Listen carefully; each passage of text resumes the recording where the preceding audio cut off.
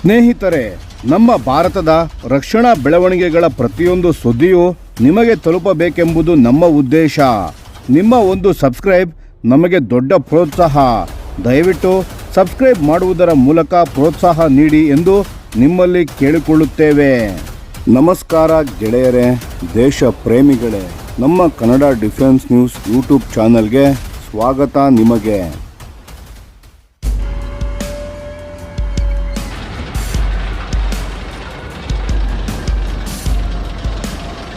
DRDOದ ಹೊಸ ಶಸ್ತ್ರಸಜ್ಜಿತ ವಾಹನಗಳ ಅನಾವರಣ. ನಮಸ್ಕಾರ ಸ್ನೇಹಿತರೆ, ಇಂದು ನಾವು ಮಾತನಾಡಲಿರುವುದು ಭಾರತದ ರಕ್ಷಣಾ ಕ್ಷೇತ್ರದಲ್ಲಿ ನಡೆದ ಒಂದು ಅತ್ಯಂತ ಮಹತ್ವದ ಬೆಳವಣಿಗೆಯ ಬಗ್ಗೆ. ಹೌದು, DRDO ಇದೀಗ 2 ಅತ್ಯಾಧುನಿಕ ಶಸ್ತ್ರಸಜ್ಜಿತ ವಾಹನಗಳನ್ನು ದೇಶದ ಮುಂದೆ ತೆರೆದಿಟ್ಟಿದೆ ಮತ್ತು ಇದು ಭಾರತದ ಆತ್ಮನಿರ್ಭರ ರಕ್ಷಣಾ ಪ್ರಯಾಣದಲ್ಲಿ ಒಂದು ದೊಡ್ಡ ಹೆಜ್ಜೆ ಎಂದು ಹೇಳಬಹುದು. ಹಾಗಾದರೆ ಈ ವಾಹನಗಳು ಯಾವುವು? DRDO ಅಡಿಯಲ್ಲಿ ಬರುವ vehicle research and development establishment ಅಂದರೆ VRDE ಇವರು 2 ಅಡ್ವಾನ್ಸ್ಡ್ ಆರ್ಮರ್ಡ್ ಪ್ಲ್ಯಾಟ್ಫಾರ್ಮ್ಗಳನ್ನು ಅಭಿವೃದ್ಧಿಪಡಿಸಿದ್ದಾರೆ. ಒಂದು ಟ್ರ್ಯಾಕ್ಡ್ ವೇರಿಯಂಟ್, ಇನ್ನೊಂದು ವೀಲ್ಡ್ ವೇರಿಯಂಟ್. ಸರಳವಾಗಿ ಹೇಳಬೇಕೆಂದರೆ ಒಂದು ಟ್ಯಾಂಕ್ ತರಹ ಚೈನ್ ಮೇಲೆ ಓಡುತ್ತದೆ, ಇನ್ನೊಂದು ಸಾಮಾನ್ಯ ಚಕ್ರಗಳ ಮೇಲೆ ಓಡುತ್ತದೆ. ಈ 2 ವಾಹನಗಳ ಅನಾವರಣ ನಡೆದದ್ದು ಮಹಾರಾಷ್ಟ್ರದ ಅಹಿಲ್ಯ ನಗರದಲ್ಲಿ VRDE ಪ್ರಯೋಗಾಲಯದಲ್ಲಿ. DRDOದ ಅಧ್ಯಕ್ಷರಾದ ಡಾಕ್ಟರ್ ಸಮೀರ್ ವಿ ಕಾಮತ್ ಅವರು ಈ ವಾಹನಗಳನ್ನು ಫ್ಲಾಗ್ ಆಫ್ ಮಾಡಿದರು. ಇನ್ನು ಈ ವಾಹನಗಳ ವಿಶೇಷತೆಗಳ ಬಗ್ಗೆ ಮಾತನಾಡೋಣ. ಮೊದಲನೆಯದಾಗಿ ಈ 2 ಪ್ಲ್ಯಾಟ್ಫಾರ್ಮ್ಗಳಿಗೆ 30 mm ಕ್ರೀವ್ಲೆಸ್ ಟರೆಟ್ ಅನ್ನು ಅಳವಡಿಸಲಾಗಿದೆ. ಕ್ರೀವ್ಲೆಸ್ ಅಂದರೆ ಏನು ಗೊತ್ತಾ? ಈ ಟರೆಟ್ ಒಳಗೆ ಯಾವುದೇ ಸೈನಿಕರು ಇರಬೇಕಾಗಿಲ್ಲ. ಇದನ್ನು ದೂರದಿಂದಲೇ ನಿಯಂತ್ರಿಸಬಹುದು.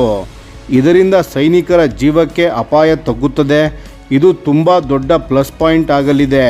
ಎರಡನೆಯದಾಗಿ ಈ ಟರೆಟ್ ಜೊತೆಗೆ 7.62 mm PKT ಗನ್ಗಳನ್ನು ಕೂಡ ಅಳವಡಿಸಲಾಗಿದೆ ಮತ್ತು ಅದಕ್ಕಿಂತ ಮಿಗಿಲಾಗಿ ಈ ವಾಹನಗಳು ಆಂಟಿ ಟ್ಯಾಂಕ್ ಗೈಡೆಡ್ ಮಿಸೈಲ್ಸ್ಗಳನ್ನು ಕೂಡ ಉಡಾಯಿಸುವ ಸಾಮರ್ಥ್ಯ ಹೊಂದಿವೆ. ಅಂದರೆ ಶತ್ರುವಿನ ಟ್ಯಾಂಕ್ಗಳನ್ನು ನೇರವಾಗಿ ಟಾರ್ಗೆಟ್ ಮಾಡಬಹುದು.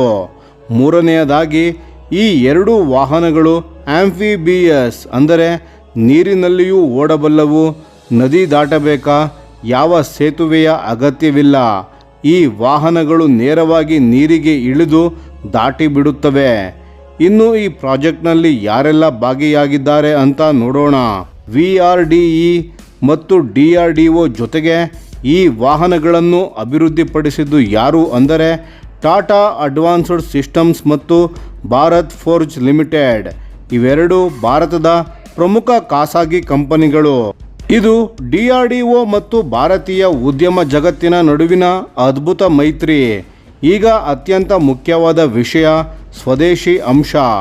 ಈ ವಾಹನಗಳಲ್ಲಿ ಪ್ರಸ್ತುತ 65% ಸ್ವದೇಶಿ ವಿಷಯ ಇದೆ ಸ್ನೇಹಿತರೆ, ಮತ್ತು ಭವಿಷ್ಯದಲ್ಲಿ ಇದನ್ನು 90%ಕ್ಕೆ ಏರಿಸುವ ಗುರಿಯನ್ನು ಹೊಂದಲಾಗಿದೆ. ಇದು ನಮ್ಮ ಮೇಕ್ ಇನ್ ಇಂಡಿಯಾ ಮತ್ತು ಆತ್ಮನಿರ್ಭರ ಭಾರತದ ಅಭಿಯಾನಕ್ಕೆ ತುಂಬ ದೊಡ್ಡ ಬಲವನ್ನು ನೀಡುತ್ತದೆ. ಇದರ ಅರ್ಥ ಏನೆಂದರೆ ಮುಂದೆ ವಿದೇಶದ ಮೇಲೆ ಅವಲಂಬಿಸದೆ ಭಾರತ ತನ್ನದೇ ಆದ ಅತ್ಯಾಧುನಿಕ ಯುದ್ಧ ವಾಹನಗಳನ್ನು ತಾನೇ ತಯಾರಿಸುವ ಸ್ವಾವಲಂಬಿ ರಾಷ್ಟ್ರವಾಗಲಿದೆ. ಸ್ನೇಹಿತರೆ, ಈ ಅಡ್ವಾನ್ಸ್ಡ್ ಆರ್ಮರ್ಡ್ ಪ್ಲ್ಯಾಟ್ಫಾರ್ಮ್ ಕೇವಲ ಒಂದು ವಾಹನ ಮಾತ್ರ ಅಲ್ಲ, ಇದು ಭಾರತದ ರಕ್ಷಣಾ ತಂತ್ರಜ್ಞಾನ ಶಕ್ತಿಯ ಪ್ರತೀಕ. ಸ್ನೇಹಿತರೆ, ಈ ವಿಡಿಯೋ ನಿಮಗೆ ಇಷ್ಟವಾಗಿದ್ದರೆ ದಯವಿಟ್ಟು ಕಾಮೆಂಟ್ ಮಾಡಿ ತಿಳಿಸಿ. ಧನ್ಯವಾದಗಳು.